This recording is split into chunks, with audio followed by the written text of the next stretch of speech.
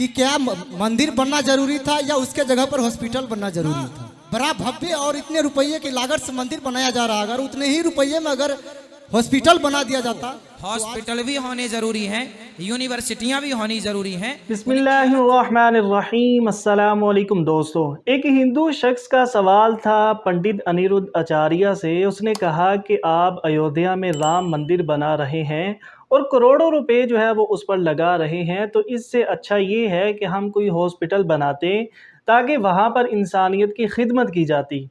ये सवाल था हिंदू शख्स का पंडित से। उसके बाद पंडित ने क्या जवाब दिया, आइए देखते हैं। उसके बाद डॉक्टर जाकिर नाइक साहब का जवाब भी जानते हैं। वीडियो बहुत इंफॉर्मेटिव है, आइए वीडियो को स्टार्ट करते हैं। गुरुजी, मेरा एक सवाल है, साइंस और धर्म दोनों से रिलेटेड है। आज हमारे देश में अयोध्या में जो राम मंदिर बन रहा है, मन में बहुत सा क्वेश्चन इससे रिलेटेड दौड़ता है कि क्या मंदिर बनना जरूरी था या उसके जगह पर हॉस्पिटल बनना जरूरी था। अगर जितने रुपये खर्च करके मैं वहाँ पर इतना बड़ा भव्य और इतने रुपये की लागत से मंदिर बनाया जा रहा है, अगर उतने ही रुपये में अगर हॉस्पिटल बना दिया जाता तो आज कितने रोगी को इससे मुक्त होता। भाई ये बहुत बड़ा साइंस है, इसे समझो। हॉस्पिटल भी होने जरूरी हैं, यूनिवर्सिटियां भी होनी जरूरी हैं। उनकी अलग जगह है, उनकी अलग जगह है, लेकिन सबकी आस्था यदि राम में है तो एक मंदिर बन जाने में क्या बुराई है। नहीं, ये आप समझते हैं, आप समझते हैं जी। उस राम मंदिर को जब बनाया जाएगा, पूरी दुनिया उस मंदिर की तरफ आकर्षित होगी। अमेरिका, जापान, लंदन, वहाँ के टूरिस्ट, वहाँ के लोग आएंगे। समझते हैं उस एक मंदिर को बनाने में यदि 1000 करोड़ लगा है, 1000 करोड़ रुपए लगा है, तो उस एक मंदिर से लाखों साल तक आने वाले समय तक कितना धन विदेशों से उस मंदिर पर आएगा और टूरिस्ट लोग आएंगे और वहाँ के लोगों को रोजगार मिलेगा। हिंदू राष्ट्र बना रहे हैं मोदी जी। बाढ़ में जाए हिंदू राष्ट्र, आग लगाएंगे उस हिंदू राष्ट्र में। शर्मा जी, आप हिंदू नहीं हैं? तो हिंदू है तो क्या हुआ? अरे राम मंदिर में जाके क्या घंटी बजाएगा? मंदिर में जाके क्या घंटी बजाएगा? नमस्कार सर, मेरा नाम आशीष है, मैं नेरुल से आया हूँ। मैं बीपीओ एग्जीक्यूटिव हूँ। मेरा आपसे एक सवाल है, इस्लाम में हर गुनाह माफ़ है, लेकिन शिर्क की माफ़ी क्यों नहीं है? अगर इंसान कत्ल करता है उसे माफ़ी है, जिना करता है उसे माफ़ी है, लेकिन शिर्क की माफ़ी क्यों नहीं है? भाई साहब का सवाल है कि इस्लाम में सारे गुनाह की माफ़ी है, शिर्क की नहीं। कत्ल करता है माफ़ी है, जिना करता है माफ़ी है, शिर्क की माफ़ी क्यों नहीं? आप कुरान मजीद के बारे में जिक्र कर रहे जो सूरह निसा में है, सूरह नंबर 4 आयत नंबर 48 और आयत नंबर 116। इन दो आयतों में सूरह निसा सूरह नंबर 4 में लिखा है कि अगर अल्लाह चाहे तो कोई भी गुनाह को माफ कर सकता है, लेकिन शिर्क को कभी नहीं माफ करेगा, क्योंकि जो शिर्क किया है वो बहुत भटक चुका है। तो इसमें यह नहीं लिखा है कि अब जिना करेंगे तो माफ करेगा ही, कर सकता है अगर आप तौबा करेंगे तो। अगर आप तौबा करते कि मैंने जिना किया हूं, मैंने कत्ल किया हूं, मुझे माफ कर दे और इंशाल्लाह मैं आइंदा नहीं करूंगा, तो अल्लाह माफ करेगा। उसी तरीके से शिर्क भी, अगर आप शिर्क करते हैं और अल्लाह से माफी मांगते हैं कि मैं अगली बार शिर्क नहीं करूंगा, तो अल्लाह शिर्क को भी माफ कर सकता है। लेकिन शिर्क के हालत में मरेंगे तो माफी नहीं है। आप मुशरिक जैसा मरेंगे, शिर्क करते हुए मरेंगे तो माफी नहीं। अगर आपने शिर्क किया, लाइक आज आप देख रहे हैं, कल भी परसों भी कितने गैर मुस्लिम बुत परस्ती करते थे, शिर्क करते थे, मूर्ति पूजा करते थे, अभी मुस्लिम बन गए। अल्लाह ताला बेशक माफ करेगा। और जिस दिन आप इस्लाम कबूल किए, आपके पिछले गुनाह सारे माफ, आपका स्लेट क्लीन। मैं माशाल्लाह अभी 46 साल का हूं, अच्छे काम करता हूं, इंसान हूं, गलतियां भी करता हूं। आप अगर इस्लाम कबूल करे, आपका स्लेट क्लीन। मेरे तो स्लेट में तो काफी चीज ऊपर नीचे है।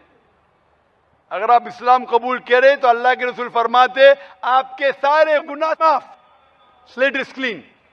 तो आप एक साफ सुथरे मुसलमान बनते, इसके बाद हिसाब किताब शुरू होगा।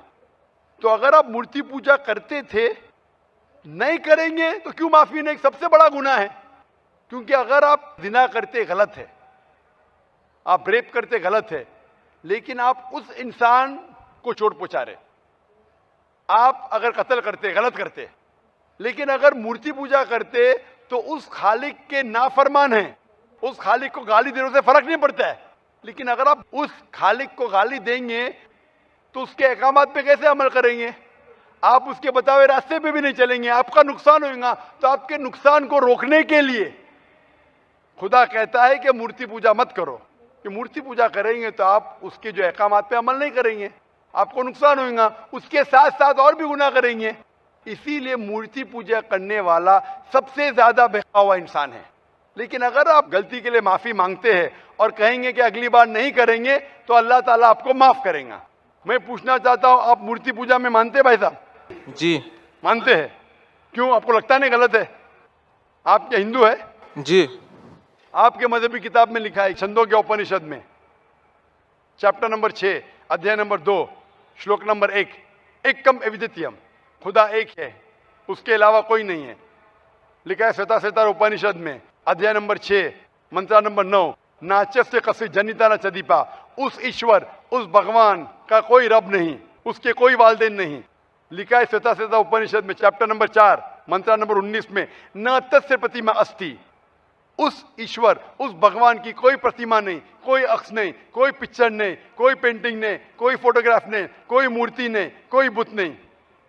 लिखा है यजुर्वेद में चैप्टर नंबर 32 वर्ष नंबर 3 में मंत्र नंबर 3 में, न तस्य प्रतिमा अस्ति, उस ईश्वर, उस भगवान की कोई प्रतिमा नहीं, कोई अक्ष नहीं, कोई पिक्चर नहीं, कोई पेंटिंग नहीं, कोई फोटोग्राफ नहीं, कोई बुत नहीं, कोई मूर्ति नहीं। तो साफ तौर पे कई जगह आप हिंदू की मजहबी किताब में लिखा है कि मूर्ति पूजा गलत है। तो क्यों आप मूर्ति पूजा करते? भाई साहब जी, इस बारे में मुझे सही तालीम नहीं है, मुझे थोड़ा वक्त चाहिए। मैं इतने हवाले दे रहा हूं कि आपको लगता है कि मैं फेंकते जा रहा हूं, हवाले के हवाले दे रहा हूं, आप नोट कीजिए। जी आप लाइब्रेरी में जाइए, आपको वेद नहीं मिलता है तो हमारी लाइब्रेरी में जाओ, इस्लामिक रिसर्च फाउंडेशन। हमारे इस्लामिक रिसर्च फाउंडेशन में आपको वेद का तर्जुमा मिलेगा, महाभारत का तर्जुमा मिलेगा, भगवत गीता के कम से कम 30 तर्जुमे मिलेंगे, बाइबल मिलेगा, बाइबल का तर्जुमा मिलेगा, कुरान का तर्जुमा मिलेगा, हदीस का तर्जुमा मिलेगा। मैं नहीं जानता हूं कहीं भी हिंदुस्तान में इतने मजहबी किताब का तर्जुमा मौजूद है। इस्लामिक रिसर्च फाउंडेशन में फ्री लाइब्रेरी, एयर कंडीशन में बैठो, फ्री पढ़ो, इंशाअल्लाह आपको चाय पानी भी दूंगा मैं। चाय पानी रिश्वत नहीं है, तो क्या आप ठंडे दिमाग से, कभी ठंडा दूंगा कभी चाय पानी, तो आप अच्छे दिमाग से रिसर्च कीजिए। हमारे पास कंप्यूटर सॉफ्टवेयर है, आप क्या जानना चाहते हैं वेद के ऊपर बटन दबाओ, मिलेगा आपको। किधर लिखा है मूर्ति पूजा हराम है? बटन दबाओ, कंप्यूटर में निकलेगा बाहर। वेद के कंप्यूटर सॉफ्टवेयर है, बाइबल के कंप्यूटर सॉफ्टवेयर है, कुरान के कंप्यूटर सॉफ्टवेयर है, हदीस के। तो मैं आपसे दरखास्त करता हूं कि आप रिसर्च कीजिए कि खुदा एक है, रिसर्च कीजिए कि मूर्ति पूजा गलत है, रिसर्च कीजिए कि आखिरी पैगंबर मोहम्मद सल्लल्लाहु अलैहि वसल्लम है। और मैं दुआ करता हूं कि आपको हक जल्दी मिलेंगे ताकि आप इस दुनिया और आखिरत में सफलता पाए। तो दोस्तों, ये थी आज की वीडियो। उम्मीद करते हैं वीडियो अच्छी लगी होगी। ऐसी ही इंफॉर्मेटिव वीडियोस के लिए चैनल को सब्सक्राइब करें। मिलते हैं नेक्स्ट वीडियो में। अल्लाह हाफिज़।